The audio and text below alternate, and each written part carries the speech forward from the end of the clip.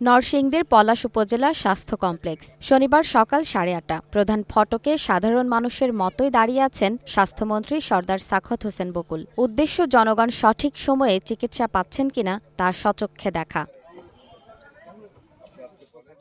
কিন্তু ঘড়ির কাঁটা 9টা পার হলেও দেখা নেই অধিকাংশ চিকিৎসকের। 21 জন চিকিৎসকের মধ্যে 16 জন উপস্থিত থাকার কথা থাকলেও মন্ত্রী ভেতরে পান মাত্র 8 জনকে। চিকিৎসকদের এমন খামখেয়ালিপনায় হতাশা জানান স্বাস্থ্যমন্ত্রী। মাত্র 24 ঘন্টা আগে একটা রিপোর্ট হওয়ার পরেও ভাবছিলাম যে সব ডাক্তার পাবো, ডিউটি বাউন্ড পাবো সবাইকে, কিন্তু সেটা পাইনি।